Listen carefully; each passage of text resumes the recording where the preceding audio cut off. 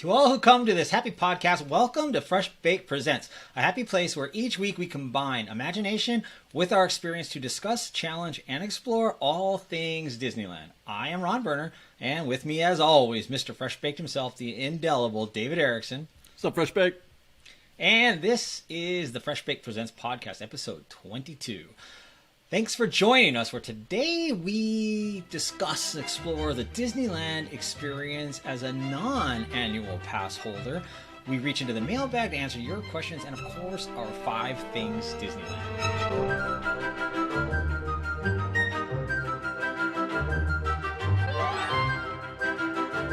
David, how's it going in this fine frosty day? It's going great, Ron. You're right. It is a little bit frosty these days. When the cloud cover is out, it does chill a lot. Yeah. Things are good. Family's good. I saw little baby Sophia all over the social media yesterday. My goodness, my little girl, man. And we're gonna actually that you've already reminded me. We're going to be talking about her later on in this episode, I think, because that's a thing.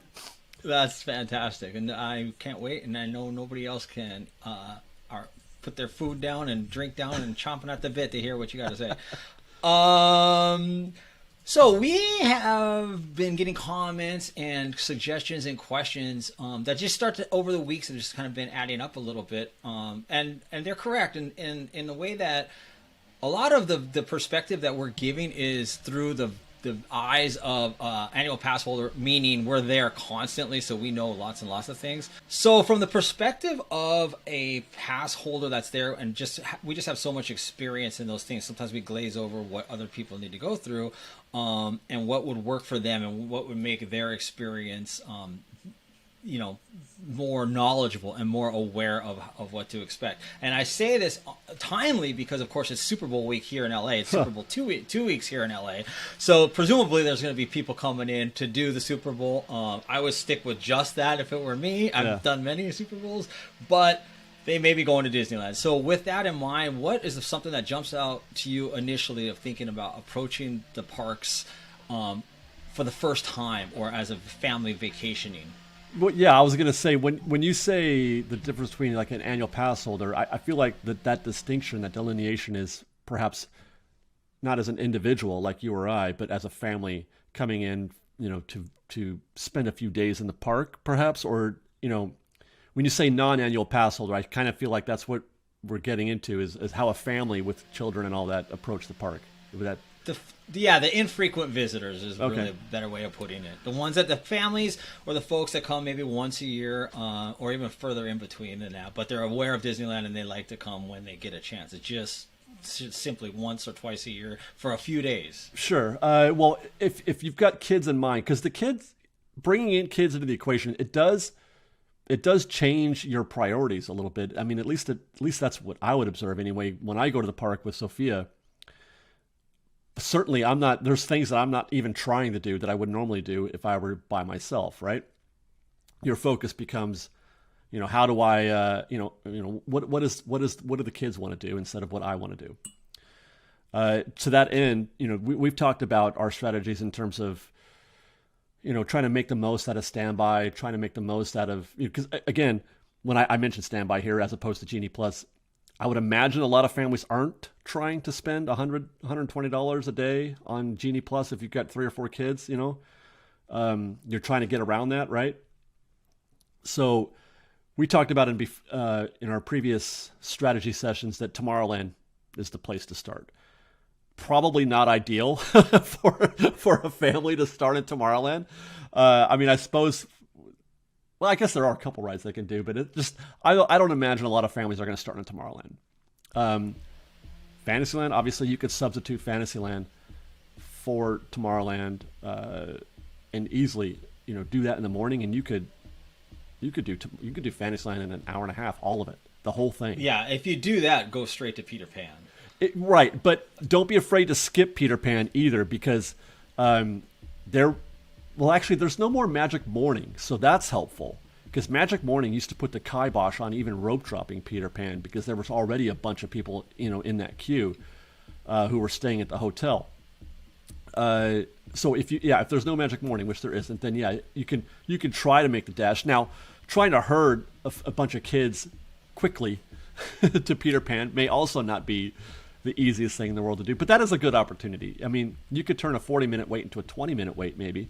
Right, and just get it. And my opinion on that is you're just getting that wait out of the way. You've already been waiting. Yeah. You're already there. Do your wait right out of the gates. You're sitting there. You're looking around. In my opinion, there's a million ways to do this, but I would just do that because let's just assume you get on it and off it within 20, 30 minutes in the morning. It's going to certainly be 30 plus minutes for the rest of the day, unless you wanted to do it at night. And even then, I would say it's going to be 30 plus minutes. At night is no bargain. Right, and not only that, once you're off Peter Pan, it's still 8:30 in the morning, presumably, if the park's open at 8. You can, to your point, you will be able to do everything else with 10-minute max wait. Not even. Not even 10 minutes. I can't think of a single attraction, except for maybe Storybook Land, that might have a longish queue at that point in the morning. And I would say this: I would recommend it doing Fantasyland in the morning for another reason, and that is that one of the issues that the Fantasyland has in general are the queues. They're not particularly kid friendly. There's, for whatever reason, kids seem restless to me in those back and forth, just the straight switchback type queues, as opposed to something like that you might find elsewhere, like Galaxy's Edge or Indiana Jones or something like that. Those queues are a little bit more. They get your attention. There's nothing to distract those kids in the Peter Pan queue or Snow White or anything. So that's why I like going in the morning, because you're gonna walk through those queues instead of standing in those queues, and it's a lot easier to keep the kids focused and keep them moving through the queue in that way. It makes a lot of sense to do that. I agree. I think if Matterhorn is not on your not the Matterhorn, Space Mountain. If Space Mountain is not on your priority list to hit because the kids are too young, then absolutely that is the way to go, because then you could, after that, then you could teeter over to Matterhorn if that's still in your wheelhouse, or even the other Tomorrowland attractions that you want to get. Because there'll still be decent waits, nothing staggering at that hour. Right. If the kids are old enough, one that reminds me, one of the when you talk about people commenting on how the strategies that we've talked about often don't work for families, one of the things they mentioned was the use of single rider. Because even though a family can do single rider, certainly you're not going to be sitting together. Although Matterhorn, you're still ish. I mean, I guess not, but certainly not a ride like Smugglers Run. You're not going to be on Smugglers Run together. No, I would only do 3. There's only 3 rides I would do. And one that you should, actually 2 you should do 100% is Radiator Springs, unless you want the photo, and Matterhorn. Yeah. Those 2 for sure. Outside of that, I would do it also on, what's the other one I always do? Splash. Oh, Splash. Yeah. Splash. But so Splash has a photo and Radiator Springs has a photo. Yeah. But the single rider thing, one person's not going to be off and others still in line. You're all going to go pretty quickly. That's what I'm saying. You're going to be approximate to each other. It's not like you're going to be like saying goodbye to them. What I mean? I mean, it'll be close. But let's just say that you don't want that. Let's say you do want to share a bobsled and all that stuff. Then definitely, I would give priority to Matterhorn and do that in the morning if you can, to keep your family together. But and Space Mountain too. If the kids are old enough and big enough to ride Space Mountain, make that a priority also. But if Smugglers Run is a priority for you, then don't do it in the morning. Don't do it in the afternoon. Do it in the evening, at the end of the day, just like you would for Rise of the Resistance also. Which, by the way, continuing my recon on Rise of the Resistance, that's still my best strategy for anybody, single, a pair, a family, or whatever. Rise of the Resistance is best done later in the day than it is in the morning or in the afternoon. Do Galaxy's Edge near the end of your day. If we're talking about very specific strategies here. But yeah, I know the single riders, I mean, I get it. I get why people, they don't want to go in there as a group or whatever. So if that's the thing for you, then put priority Matterhorn in the morning. The single rider, I totally understand the notion of not wanting to separate your family. That's kind of, you're going to the park to experience things together. Yeah. So I get it. I totally get it. To that point, as you mentioned, Smugglers Run, Matterhorn, you're spot on, I believe, as well. That you want to do that early, because when you do it, it's going to attract a line relatively early to begin with. So if you even did Peter Pan or whatever you wanted to do in Tomorrowland, and then went over or not in Tomorrowland, in Fantasyland, and then went over and did it because it's right next to it, and did Matterhorn when you got an opportunity. Yeah, that's good. Then you can come back and do. You're still only gonna have 5 or 10 minute ride for everything. Yeah. So that's a very, very good point. And then as far as Smuggler's Run goes, it's an enjoyable queue. And I usually, on our paths, if we're doing a day where we want to hit as many things as we can, it's usually around midday that we get over into Galaxy's Edge and get into Smuggler's Run area. And like I said, I usually go into Oga's Cantinas at about that time. Sure. It's usually right around midday. And the attraction is usually 40-45 minutes. Sometimes a little bit longer, but 35 to 55, I guess I would say. But I don't see it in the 50s often at that hour. And the queue goes, it feels like it goes faster. I don't really time it. All depends on lightning lane, man. It all depends on how many people are cashing in their lightning lanes. Yeah, that's true. That's true. It's an enjoyable queue, and especially if you're with a family and you hadn't experienced it before, I don't think it's going to be something. That's definitely one of the queues that you're going to be okay with the 40 minutes. But what other things? What other family things? So to that point, where I guess we're around midday, that kind of gets you the family of or the Tomorrowland, Fantasyland areas. Toontown's really going to be out of kind of commission here come a month or so. Yeah, it's a moot topic right now, isn't it? Yeah, it really is. It really is. That whole backside of stuff. Yeah. It's a Small World is back there, but that's never an issue. It just moves so quickly. Then you move over. Big Thunder goes well. But around that time of day, would you have them plan when they get into the parks? I think it's a good idea as soon as you know where you want to eat or when you want to eat to kind of do the mobile order. Well, I think that, planning is always a good idea if that's something that, how do I put this? It's hard, right? If you can manage to plan, do it. But, I'm not a big planner myself. I don't like to plan, but if I can remember to, if I have a notion that there's a certain thing that I want to eat that day, then yeah, it's always a good, because mobile order, you guys, if you're not mobile ordering, you're waiting. So if you can manage to remember and it's not too much of an inconvenience to your day, then yeah, plan. On that note, once you tackle whatever you're doing in the morning, those first couple hours, I feel like the rest of the day is pretty much normal for everybody. I feel like it's the same. Like, I would make the same recommendation to a family midday than I would to anybody else, vis-a-vis hitting attractions that are hitting non-lightning lane attractions in the middle of the day when everybody else is going on lightning lane attractions, that kind of thing. So in terms of where to find a good time to hit a ride, that doesn't change because the crowd levels don't change because you have a family. The crowd levels are what they are. So you want to, you do want to follow those same strategies. Pirates of the Caribbean, Jungle Cruise,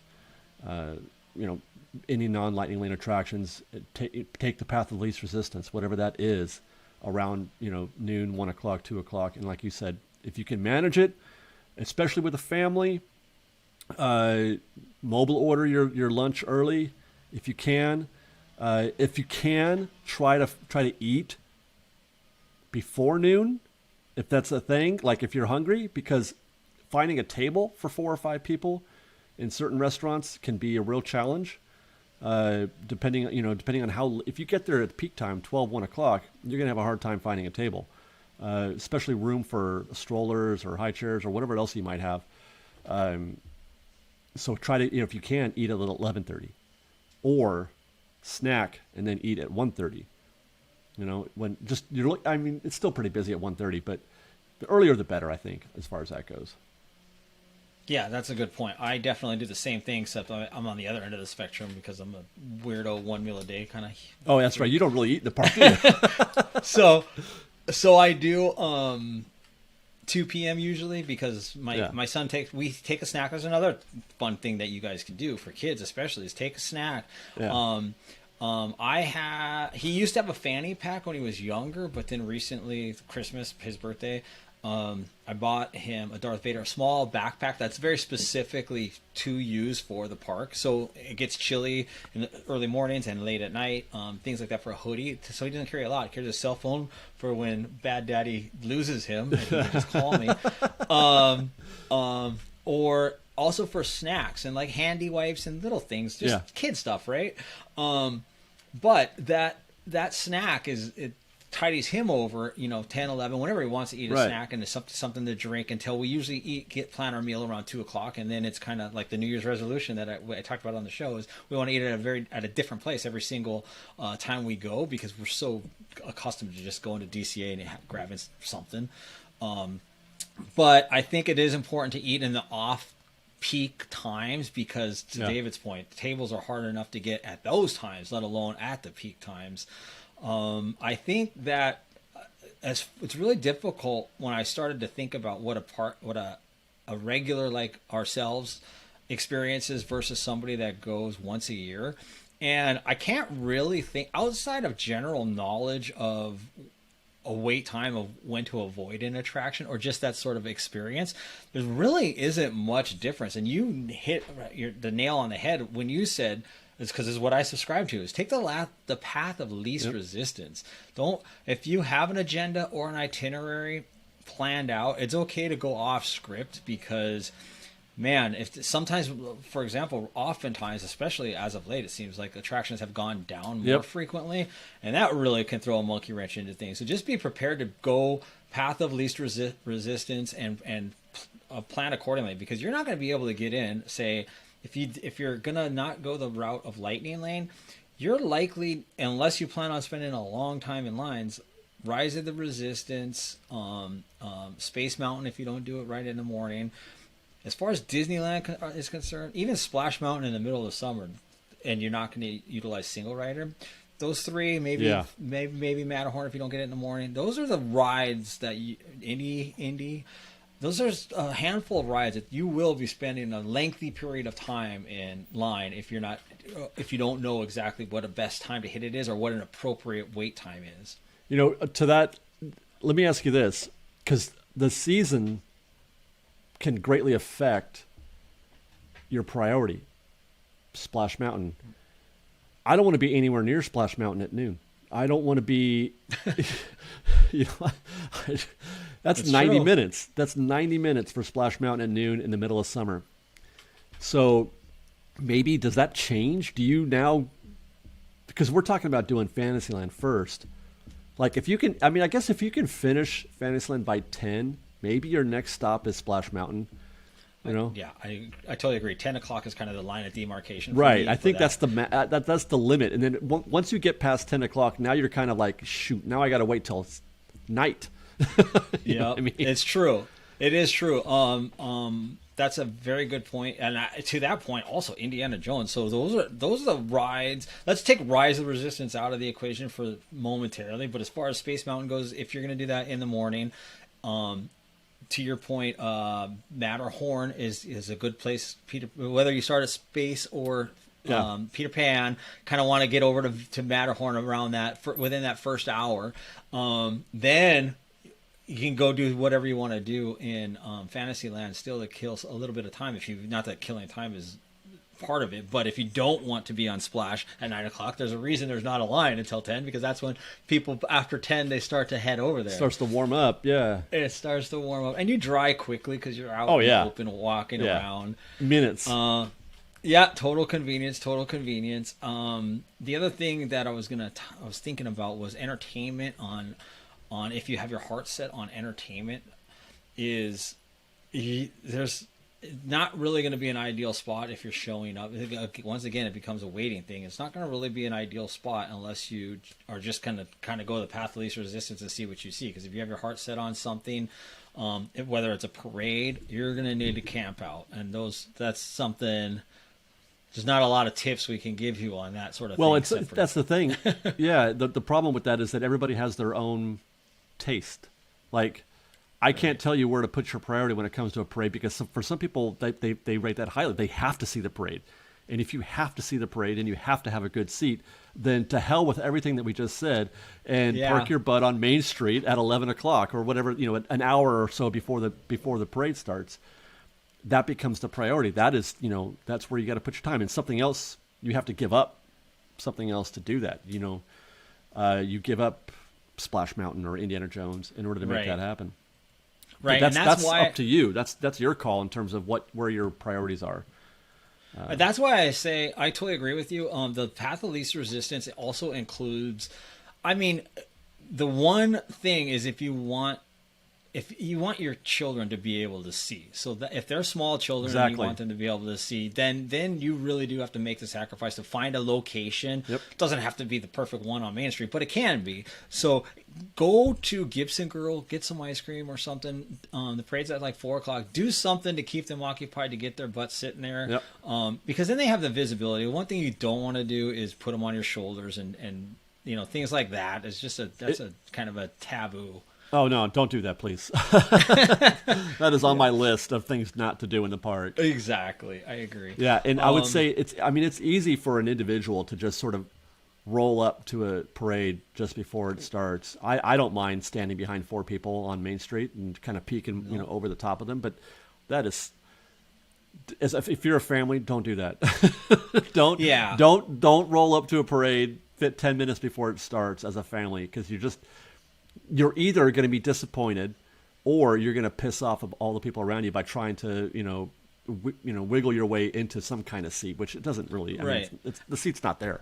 It's frustrating for everyone. It's certainly frustrating when you show up late and you can't see anything and you want to see, and then you your frustration tends, people in general, human nature, frustration tends to bleed into other people's, because you're now inhibiting their experience when they were already there. Well, plus they've got the mindset that they put in their time. Exactly. They got there and you didn't. So why are you here? so they're anchored. They're not even given an inch. But to your point again, the path of least resistance I subscribe to. So if you're there especially if you're there for a multi-day trip, then you just do whatever you can do as fun and easily as you can on day one. And then maybe you take on the 1 or 2 attractions or the parade situation where you're willing to put your time in for that, because for the majority of the day, you're not going to really need to do that. And then on day 2, you can circle back and worry about the things that you were unable to accomplish on day 1. But I really think the best advice, and you said it, I say it often, and you said it early on the show here, the path of least resistance at Disneyland, you can absolutely fill from open to close and do almost everything if you're not married to this sort of a plan. If you just kind of go where the park takes you and paying attention to times, you're going to get a lot accomplished. You will get plenty done. Easy. Plenty. And it's going to be easy. And you will also feel more peace when you do that. When people get frustrated when things don't go their way, and if you don't let go of that, this is why I say to follow the winds. It's basically the same thing. Right. If you want to have a pleasant, peaceful day at Disneyland, which is the way to have a day at Disneyland, right? Then try not to get married to any specific thing and just go with it as much as you're able. Yeah. Any last, I don't know if tips or tricks or hacks, or if those are the appropriate things to say, but advice? Yeah. Kids want to meet characters. Kids want to get their, or parents want their kids to be characters. Sometimes it's like, hey, Johnny, go over there and say hi to Mickey. And the kid's like, what? I don't care. Photo op. But if that's important to you, don't do it in the morning. That's the kind of thing that, because the characters show up all day. They are at Town Square all day. They are at Small World Mall by Small World all day. They rotate in and out on a constant, regular 15-minute loop. They will always be there from, right up until closing practically. So that's the time to do that is off, or during peak times for an attraction, late afternoon, or after lunch or something like that. That's when you go back to Main Street, in my opinion, and meet your characters, because you can't. There's no queue, so you can do it quickly at the same amount. You can do it in the same amount of time at 2 o'clock as you could at 8 a.m. or 9 a.m. But every minute you waste taking a picture with Mickey Mouse at 8:30 is a minute lost, going on an attraction in Fantasyland. I totally agree. That's similar to some of the like advice I would give. Just things that you can do that really is efficient and kind of maximizes your time. I often say, because I'm so hyper ADD and never slow down, that I don't ever sit unless I'm eating or on an attraction. So some fun advice I think is do both. Like get on the train if you want your kids to have a snack, and also you got to prepare for relaxation periods, moments to give them energy, give them time to rest, essentially. So that's where the entertainment elements come in, like a parade at 4:00, things of that nature. But the train, I find to be, and the Twain. I was just going to say the Mark Twain is a hidden gem when it comes to families, because it's fun. It's 20 minutes. Kids can run around on the deck. The kids like the Mark Twain. At least when I'm on it and I see kids running around, they're having a heck of a time. Yeah, I totally agree. It's such a relaxing, sit down, relax, and that's the opportunity for the youngsters. Take snacks in. It's encouraged. I don't know if encourage is the right word. Disney welcomes it. You can pretty much show up with a cooler of everything except ice in it. Take snacks. Sit on the train, sit on the Twain, relax, take it all in. It's still an attraction. It's still a ride. The visuals from either one are spectacular just to take the park in, and that's half the fun of going to the park. That's really all I would say. Yeah. Good conversation, David. Thank you to all the folks. Let me see if I can cite some of your names. Jeff Burns. Marty, who's a regular, often commenting on social media. Anthony, Ryan. Those are among several people that said that we come to Disneyland from time to time, and we're just curious on what it would be like through the eyes of somebody who's not there, several times per week. And the truth of the matter is, it's not that different. It really isn't. We just happen to know. Yeah. That's the key, is to know when there's a line for an attraction that's longer than you're willing to wait. Yep. And hopefully that helps those folks that are interested. Hopefully, some of that pays off. Yeah, exactly. And also, one thing I forgot to mention is, of all the conversations when we are talking, and we do tend to talk through the point of view of just Disneyland veteran, what we're saying, take that in and apply it to how you would do the park as well. The logic still applies. Yeah, I don't ever want to be to tell anybody that there's a right way and a wrong way to do Disneyland. We're just giving you our experience. But certainly, if there's something important to you, do that thing. Do that thing. And that takes us to what that thing was this week in Disney history over the years. This week in 1953, Peter Pan, which we've been talking about, opened. It took 3 years and $4 million to make.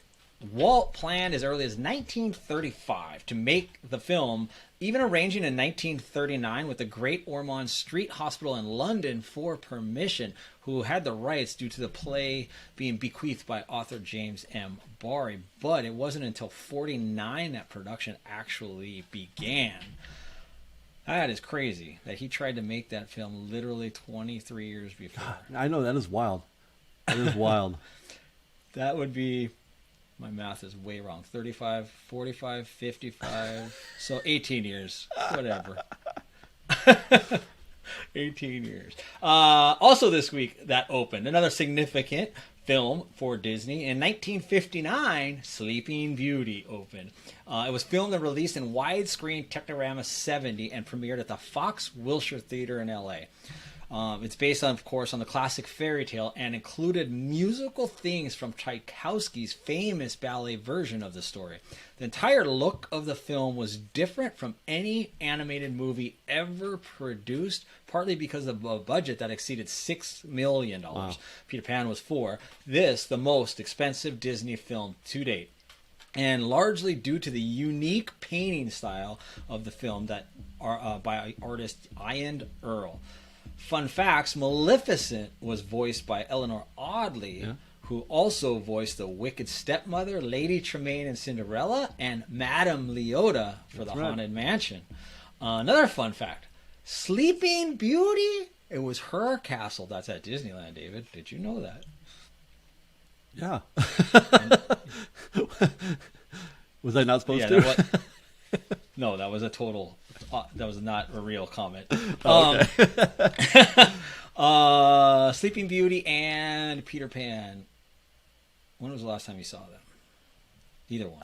It's been a couple years, maybe. Yeah. Yeah, it's been a couple years for me. I have seen them in recent years, but it's probably already been 2 or 3. I remember the last time I saw Sleeping Beauty, I thought, what terrible parents they are. Well, I remember I actually specifically went to watch it because of all the Disney films. I'm like, man, Sleeping Beauty, it's been a minute. Like, I feel like that was the one that I hadn't seen in many, many years until recently, until the last couple of years. Yeah. But yeah, there's terrible parenting. I mean, we could go on and on about the back in the. I know, right? In this day and age, I don't even want to talk. I'm afraid to say names out loud. 1994, a year after Mickey's Toontown first drew guests into the new land, a ride opened with a new spin on dark ride attractions. Roger Rabbit's Cartoon Spin opened this week in 94. The first new dark ride built at Disneyland in over a decade. Cartoon Spin takes guests in Lenny the Cab on a joyride through Roger's world with all sorts of intriguing effects. The spin, for the first time in Disney Dark Ride, the rider can turn the steering wheel and change the direction in which the vehicle is pointing. Guests can go through much of the attraction backwards if they so desire, and because of this, designers had to create things to see in all directions on the attraction. It also boasts one of the most elaborate queues in Disney parks. In addition to the visual treats, you might hear sounds of those villainous weasels from beneath a manhole, Donald Duck playing the piano, Jessica Rabbit in her dressing room, and a 20-minute radio program complete with music, humorous commercials, and of course the jingle for Radio Toontown, whose call letters, of course, are WACKY. I never thought about the attraction in those terms, but it all made sense when I read it, but it's fun. It was a fun fact to know. 10 years since they had a dark ride, and they had to build show 360 degrees because that was the first dark ride where you had control. I didn't know that off the top of my head. I was going to mention that if you didn't, because I feel like being able to turn that vehicle is vastly overrated, unnecessary. I guess some people like it, but that it creates a problem that didn't exist before, and now because they didn't have to do that in the old days. And I kind of prefer, the regular Fantasyland dark rides versus. It was the first installment of interactivity, and I don't want work. I don't want chores. Yeah. Right. I'm very happy on Toads. I'm very happy on Snow White. I just show me. That's all. Yeah. You know what's funny is I learned that the hard way because I used to spin just like the teacups. I use all my might to spin as hard as humanly possible for a young child in the early days. Same with Ladybug Boogie.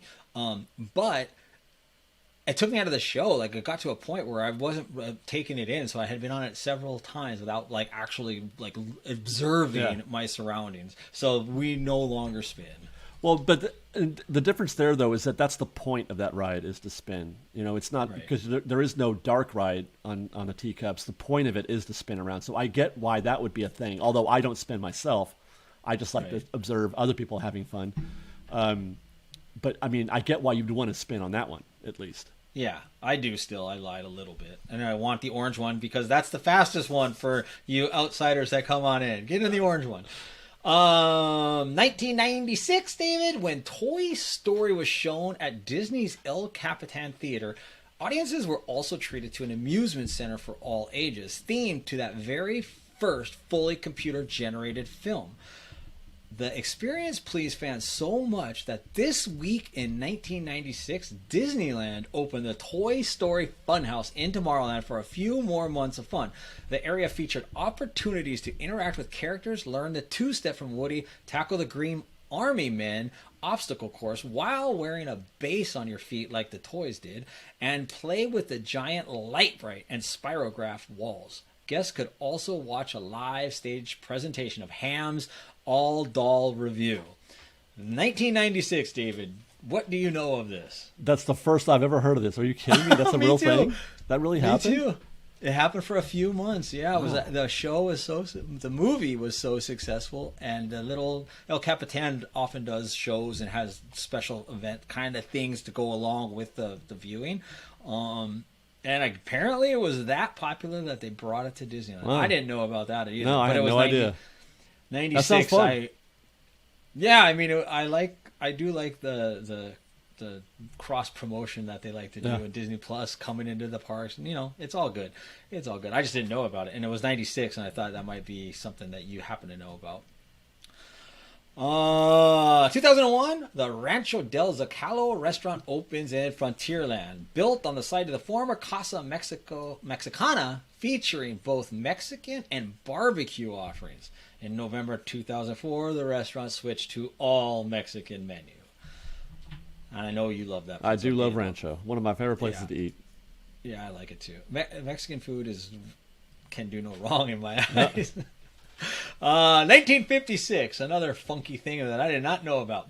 I heard about, but I didn't know to this extent. The Mule Pack attraction in Frontierland closed this week in 56. The opening day attraction became Rainbow Ridge Pack Mules, and in 59, or until 59, and then in 60 became Pack Mules through Nature's Wonderland, which coincidentally would also close February 1st, 1973, 17 years later to the day.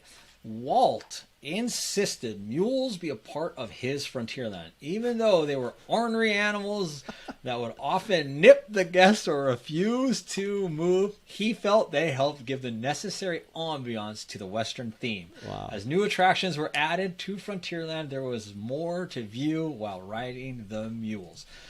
All I can think about is riding a live animal. That is wild. And they had 3 different iterations of it? That's 3 iterations. Wow. They kept changing the name, apparently. I don't know how much the attraction changed. Yeah. But the name certainly changed. But I just can't get. I mean, it reminds me of like North Dakota Fair, like right. Yeah, that's a fair ride. The donkeys when you're a young kid riding the donkeys just in a circle. A couple more quick fun things. 1934, the U.S. Patent Office grants a patent to the Ingersoll Waterbury Clock Company of Connecticut for the first Mickey Mouse watch. The original Mickey Mouse watch sold for $2.95. These early watches have become some of the most sought-after types of Disneyana collectibles. The Mickey Mouse watch has been made continuously since 1933. Ingersoll became U.S. Time, which became Timex. One of the more interesting watches was a backward Goofy watch. The numbers were placed in backward order, and Goofy's hands moved backward as well, which sounds awesome. The watches became popular collectibles after their 72 debut and originally cost $19.95. Within 20 years, they exceeded $700 on the collector's market. Have you ever had a Mickey Mouse watch? I have, yes. So have I. And I was young, and I had it, and I thought it was awesome, and I purchased at least 3 or 4 for my son, who continues to break them every single time. Don't ask me how. He doesn't do anything, but he breaks them every time. Just the concept of watches, I can't even think of it anymore. But I remember that. I remember my Mickey watch well. Yeah, I don't wear. I'm one of those. I haven't worn a watch people. in 30 years, 20 years. I don't know how long it's been. Me either. Last one, 2001. Anything ring true in 2001, David? A 55-acre park built on the old Disneyland parking lot opened February 8th, 2001. It was called Disney's California Adventure Theme Park.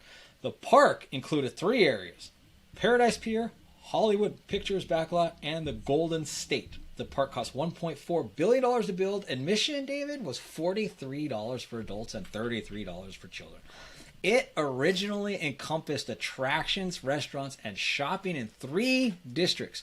Golden State celebrates California's cultural diversity and natural beauty with 6 themed areas: Condor Flats, Bountiful Valley Farm, Pacific Wharf, Bay Area, Grizzly Peak Recreation Area, and Golden Vine Winery. Grizzly Peak, this is fun because it tells you what the the original intent was. Grizzly Peak, a mountain in the shape of the head of a grizzly bear, features a flume ride attraction and is the icon for the park. I thought that was a wolf for... I was just going to say, it always looks like a wolf to me. I don't know why you think that's a bear. It's not a bear. I thought it was a wolf forever until that one epiphany moment I had, Grizzly Peak. I'm like, oh, that's supposed to be a... True story. They True should story that call that Wolf Peak.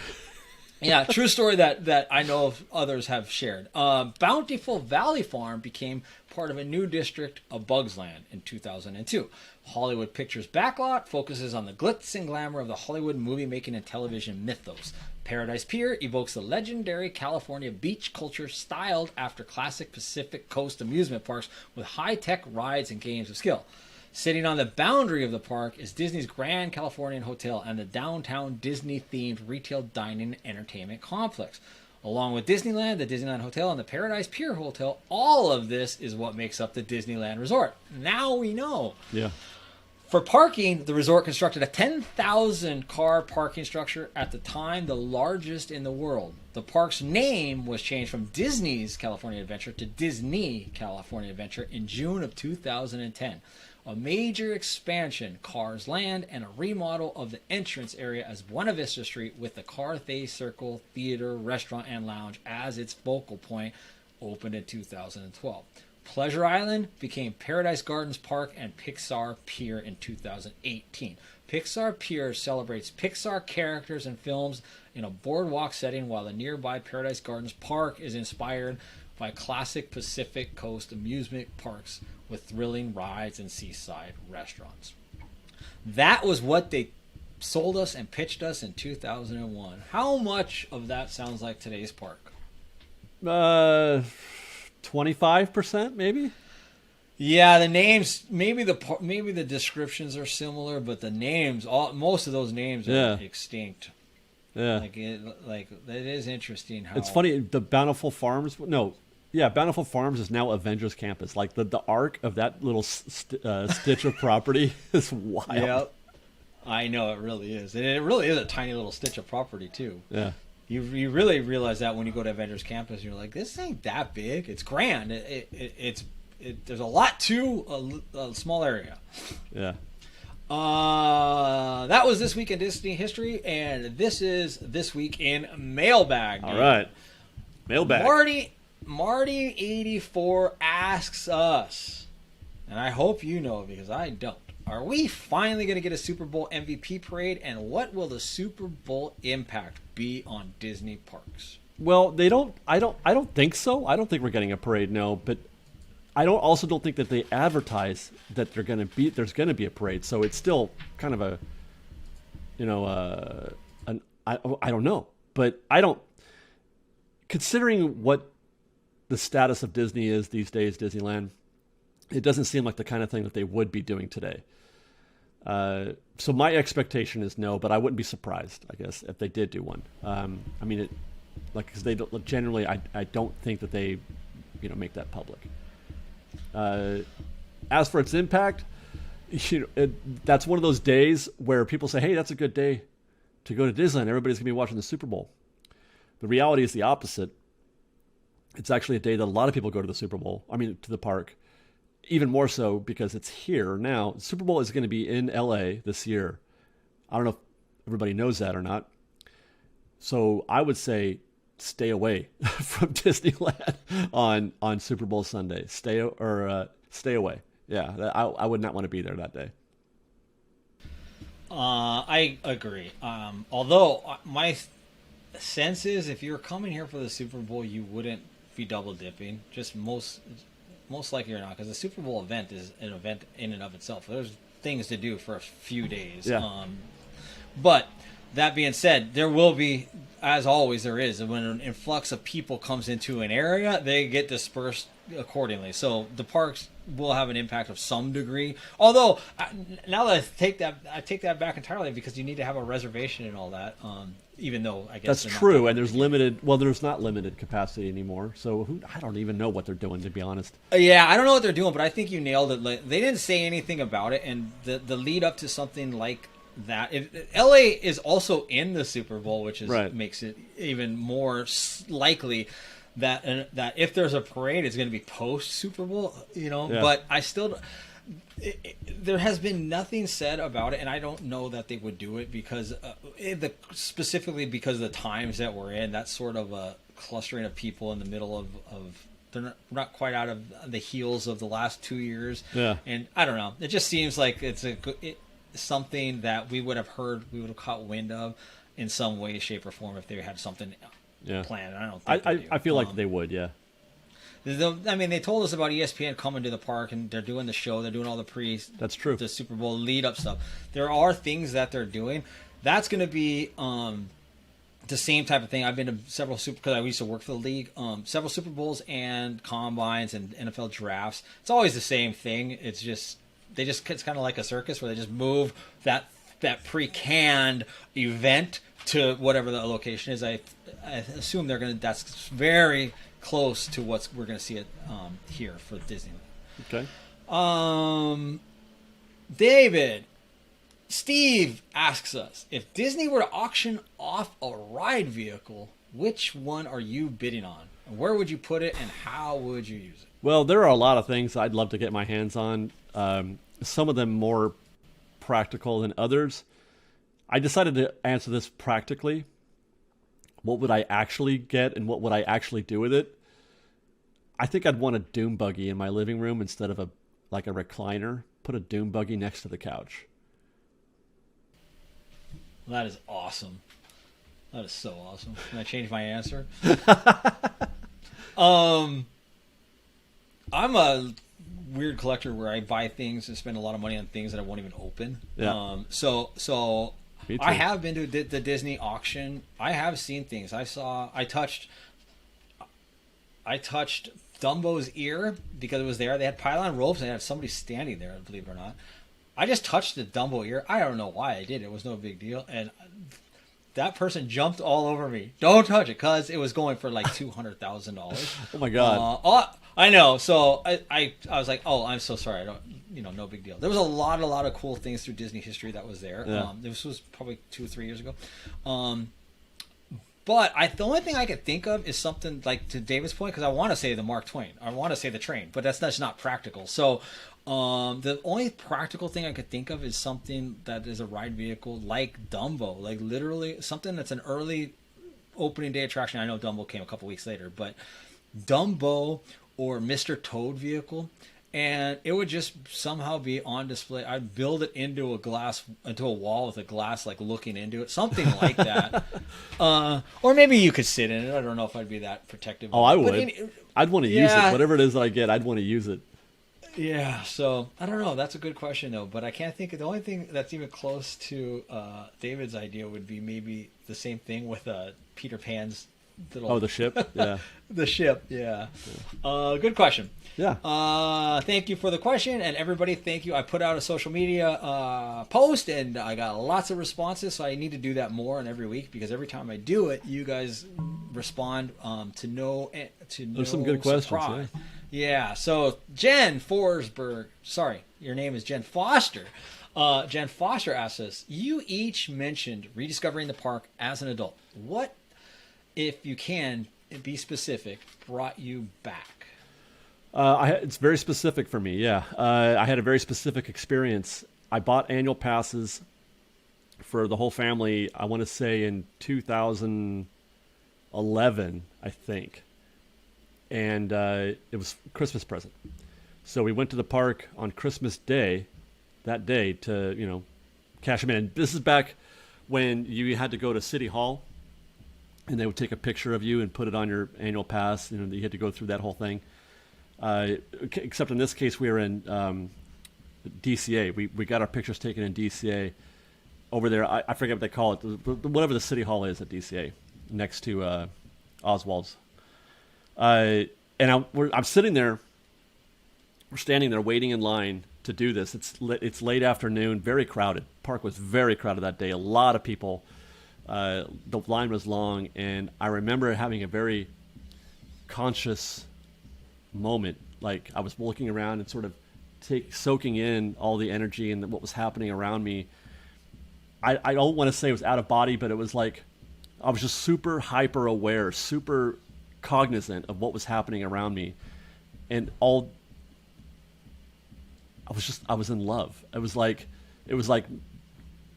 I knew in that moment I was home. It felt like home to me, like I needed to be here. Even though I was just standing in line getting a pass, and it was super busy and very crowded and not a thing that I normally am into. But I was just loving that energy and that moment around me, and having that conscious moment or feeling that this was where I was supposed to be, was at a Disney park, and I started the channel like a year later. That is deep. I know, right? That you took me to a place. That was deep. Mine is not that deep, but it is deep in a less deepy way. I learned that the park can be experienced in all these different ways, and I didn't, even though we think we know that. So I was a child, and my fondest, dearest memories, I've said before, my grandmother raised me, my grandparents, because my parents were so super young. They were kids having kids. Well, my grandmother ended up raising me for the most part until they were adults. And me and my cousin, we went to Disneyland, and it was just like the fondest memories I have all through the 80s. It was just special. Those fond childhood memories. I didn't go for 20 years. I didn't go for many years, maybe 10, 15 years. I didn't go for a long time. But then when I had my own son and he was getting to the age of about 5, I just wanted to go back, and I wanted to go back just try to give the memories that I had to him, so we could have ours together.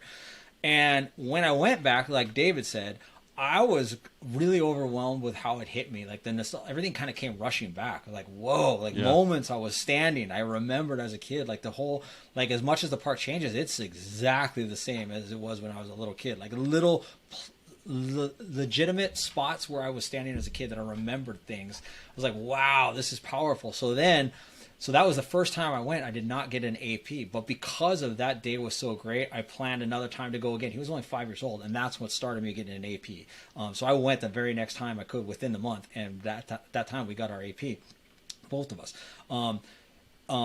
Then during that stretch, I had met a girl. I had a relationship.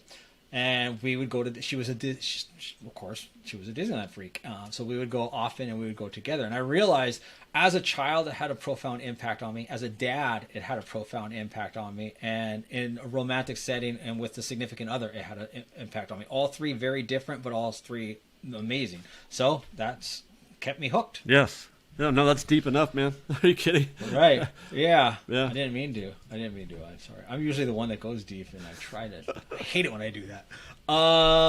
This question has been asked, and I keep trying to get it in. This is from Dominic Suma. I feel the parking price is increasing at an unsustainable rate. Under 4 years, we see general parking at Mickey and Friends exceed $50 per car. I'll take the over. I don't think it's going to be that soon. I mean, it will eventually, but it won't be in 4 years. But for what it's worth, it costs $80 to park at SoFi. So I know people complain about what was it? There was a game the other day. If you wanted to bootleg a parking spot, they were selling them for $300. This is not a Disney problem. It's a California problem. It's an LA. Yeah, it's an LA Orange County problem. So I don't blame that on Disney at all. Well, I don't either, because it's also, I kind of think of it as like gas prices, right? Yeah. It doesn't matter what they charge. When you need it, you need it. It's kind of, that's the unfortunate thing. So I remember USC football. When I started going to USC, when Pete Carroll first started, I go to every game every weekend back in the day. It was like, $5, $10, $15, $20, no big deal. All of a sudden, USC became amazing. $70, $75 for the exact same parking spot. Yep. So that became problematic. The other thing to take into consideration is usually you can throw all your buddies in a car and go, and it's still only $50, and it's high price for sure, yeah. And it does stink to some degree. But it's the supply and demand thing that, I guess I'm almost grateful that they keep it at. I mean, again, this is an AP problem where we pay for it. We don't have to deal with it. Yeah, I don't deal with it. Yeah. And that's how they got you with the AP, because any level below the highest, you're paying for parking. So it's an upsell that they do. That's the mastery of their marketing. Yep. So I guess I'm kind of grateful that it still hasn't exceeded the 30 that it's at. But that is high, and that's a lot to park when you think about all you have to. What else are you going to do with your car, right? You have to park. You're forced to kind of do it. But that goes down to the whole. It makes me think of the larger picture. Why would they build a structure next to Disneyland Forward? Why would they do all these additional parking things? They have more parking than they could ever do if they're going to maintain with this reservation system and the number of people that are allowed into the parks. It's like the parking structure is going to be half full. So are they going to? Yeah, they don't even fill the parking structures right now. Yeah, so it's kind of, I don't know. I definitely think it'll be over. I think they're going to hide costs in some different way before they overtly just charge us again and again and again on parking. Thank you for the questions, as always. And now this week we just did this week. Now we do this week in 5 things. 5 Disney. things. Let's do it. 5 things Disney. This week, our top 5 essential Disneyland musts we recommend to any Disneyland first timers, but they cannot be rides. Okay. Otherwise, the whole list is rides. Ride. Well, that's why I changed it from attraction to ride, because attraction could. Because my number 5 is an attraction, but not a ride. Yeah, that's okay. It can't be a ride. But really, because otherwise the whole list becomes that. It's more about the experience. Anyway, go to the Tiki Room and get a Dole Whip, and then eat the Dole Whip while you're watching the Tiki Room. That's about as Disney a thing as you can do. Walt would be, instead of rolling in his grave, he would be grateful in his grave that you did that thing. Go to the Tiki Room. I don't care how much you don't like it. You haven't been to Disneyland until you've had a Dole Whip in a Tiki Room. I agree with that. And hold that thought. My number 5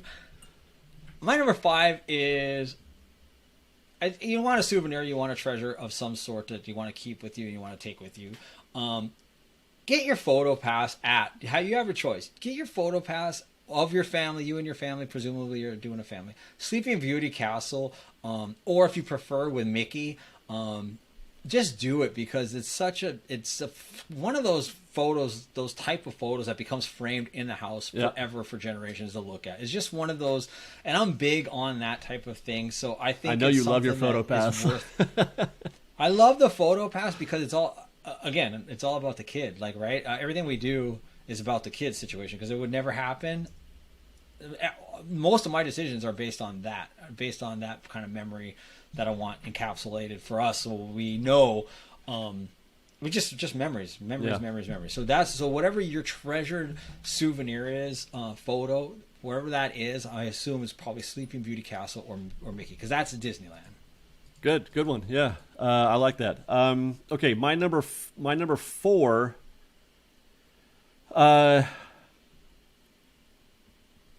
Go to Tom Sawyer's Island. I don't think that people. That's one attraction, one site that people just skip, because you kind of have to go out of your way to get on the raft and take the raft over and take the raft back, and you're just like, you know what? Maybe next time. That's another thing, like Tiki Room, in my opinion, where you haven't been to Disneyland until you've gone to Tom Sawyer's Island, and you don't even have to do anything. Just walk around the island, spend some time out there on that main stage where Mickey does his Fantasmic thing.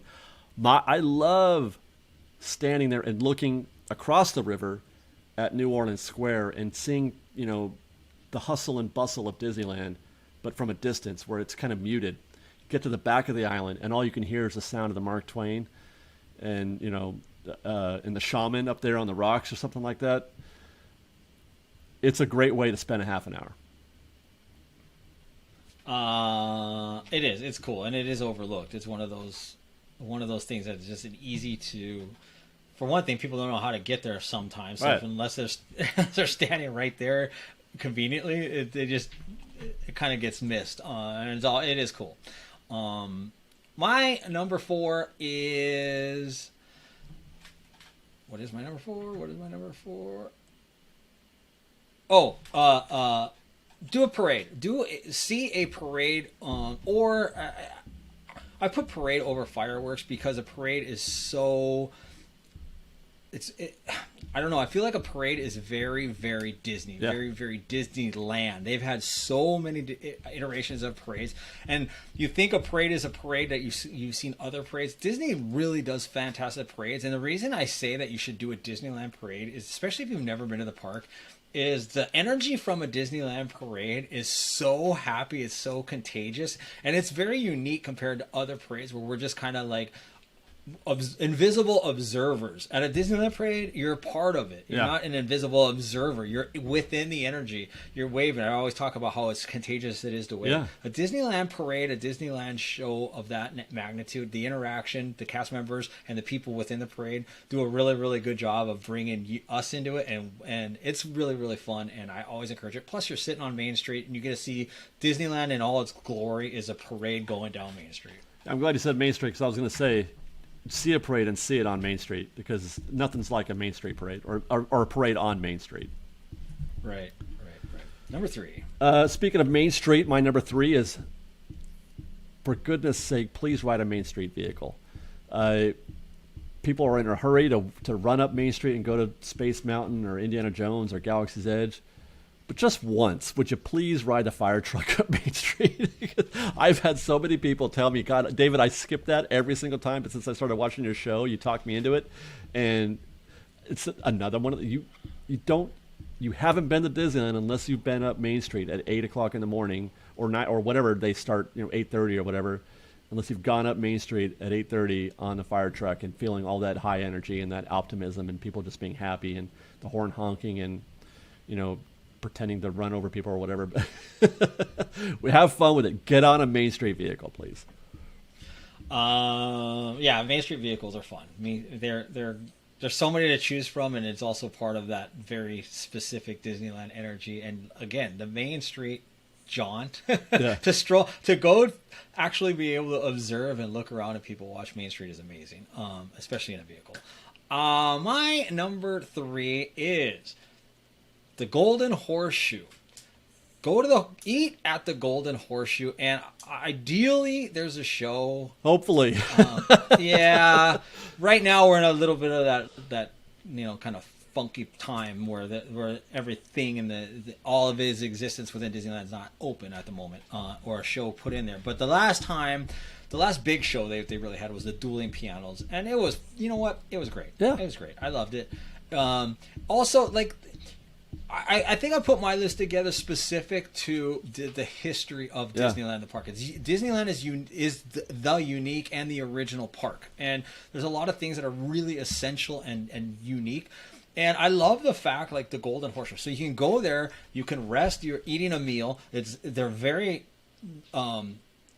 reasonably priced. The prices are perfectly fine. Yeah, they're fine. It's not like this gourmet meal, but they have desserts, they have sweets. You have a good meal. They have the upper deck, lower deck. You can sit up there and watch a show and eat and rest, all in a part of Disneyland history, opening day attraction. And just before the park opened at 55, Walt and Lillian had their 30th anniversary inside of that thing just before the park opened. I mean, it is definitely essential Disneyland. And if you're going to eat at a place in the parks, which you're going to probably, the Golden Horseshoe is that's Disney. How do you do better than that? Yeah. Okay, so my number 2, and this is a bit of a... I talked about this in a recent State of Disneyland video I did about how we consume the park. But I'll say specifically, walk through Sleeping Beauty's castle, going into Fantasyland, and also leaving Fantasyland and back out into the hub. But walk through that castle with intent, with a conscious mind, observing how you feel and observing what that experience is going through the castle. And this actually applies to any land, really. The transitions from the hub, let's say, into Frontierland, or from the hub to Adventureland, or even from Adventureland to New Orleans Square to Critter Country, Critter Country to Galaxy's Edge, Galaxy's Edge back into Frontierland or Fantasyland. Being mindful of what Disney is doing with those transitions is one of the coolest experiences that you can have at Disneyland. If you just want it feel what it's like and why Disney's so good at what they do, why Disneyland is exceptional, why it's set apart from the rest of the parks, is how good they are at taking those moments and just smoothly transitioning you into your next experience. I've been to Disneyland, I don't know, 1,000 times. I don't even know what the number is, 500, and it still impresses me walking through that castle, walking through Sleeping Beauty Castle, hearing the music in the castle, and then it fades out as you go into the land proper. Coolest thing in the world. It is cool, and that's actually newer, relatively newer. The whole walkthrough thing, didn't that open much later, right? Oh, well, I was talking about just going through the castle, not the walkthrough, but just going from the right, from the bridge into the castle, the little tunnel or whatever, and then into Fantasyland proper. Right. All the transitions are amazing. It's almost like you're like, wait a second, what just happened? Yeah. It's such an amazing transition that takes place that you almost don't notice it until you do notice it, and then it hits you like a ton of bricks. Like, wow, that was weird. Yeah. It's so great. My number 2 is Fantasmic. It's just the greatest show Disney does. It just is, and it's if there's a bucket list or check boxes of things, if you're going if I have family that's coming. I love World of Color. I absolutely love World of Color, but they kind of run simultaneously. So if you're going to have to do one and you've never seen Fantasmic, you got to do Fantasmic. Fantasmic is World of Color's daddy. I mean, there is no World of Color without Fantasmic, in my opinion. So Fantasmic is probably the second best show that Disney has ever done, I think. Nighttime show or whatever. It gets a lot of love, but it should get more. I love Fantasmic. What tops it? Paint the Night. Oh, I guess Parade is a different. But yeah, you're right. But you could argue if you told me that Fantasmic was the best show ever, I wouldn't disagree with you either. No, I was just curious of what you were. I'm not arguing the point at all. In my brain, I was thinking of Parades as a different thing, but it's still show. But that would be an argument where I would say Main Street Electrical, right? Yeah. But no, I love them both. That's splitting hairs. The only reason I say that is like a remake of a song is never better than the original song. Same with a film. That's why I say that. But it's still great. Yeah. It's perfect. Paint the Night is perfect. I'm not knocking it in any way. Good call. Are we on number 1? Yes, my number one is go to New Orleans Square, get a treat. Or don't, but go to New Orleans Square, park yourself along the rivers of America, and watch traffic go by on the river facing Tom Sawyer's Island. It's kind of like the reverse experience of being on the island and watching New Orleans Square and seeing the hustle and bustle from a distance. Flip it, and then watch the Twain, the Columbia, the Tom Sawyer boats, the canoes. Just think about it now. I'm getting emotional because there's something about what they did there that I don't know if they could ever recreate the experience that they created with the Rivers of America being right on the edge there of New Orleans Square and being able to watch traffic and watching Disney happen right in front of you. It's like, here it comes, and there's just the Twain and the canoes and all that. And just, for me, you haven't gotten as close to Walt as you'll get when you just sit there and watch that river traffic go by. Totally agree. One of my favorite things to do in the park, which is almost uniquely me, not that it's the mainstream thing, is people watch. I love just people watching and that kinetic energy, that location, that spot. Or I often say, I've told you in the past where Pirates of the Caribbean in the hot summer days, the air's blowing through underneath. Yeah, that little AC spot. There's a little AC spot where the cold air from underneath of you, because Pirates is underneath you when you're standing there. And the air comes out and it just cools you off. And I just sit there and watch the Twain go by, watch people go by. It's just, I love it. I totally agree with you. My number 1, David nailed it earlier. And I just think it is Disneyland. If ever there's a Disneyland, the key is doing both of them. Is get your Dole Whip and go into the time it so you get your Dole Whip, you and the entire family go into the tiki room and cool off in the air conditioning that's within there, eat your Dole Whip and watch the fun Tiki Room show because everybody talks about the Tiki Room, and so oftentimes I get asked, what is the Tiki Room? People hear about it without really knowing what it is. It's such a funny thing that everybody knows the Tiki Room, but not everybody knows what it is exactly, especially the people that haven't been to Disneyland. David nailed it. You got to do it. And I just put it number one because it was a little bit of a cheat where it was both. The Dole Whip is essential and the Tiki Room. That wraps the show, David. Any last words? I have nothing clever to add here, so I'm just going to say fresh baked and stuff. I don't know. Yeah, okay. Well, fresh baked and stuff. See you next week. Thank you for tuning in. Thank you for your reviews. Thank you for your questions. Thank you for everything. Keep on sending them. I read them all. They'll all get on the show. Thank you very much. And until next week. Fresh baked. Fresh baked. Very good.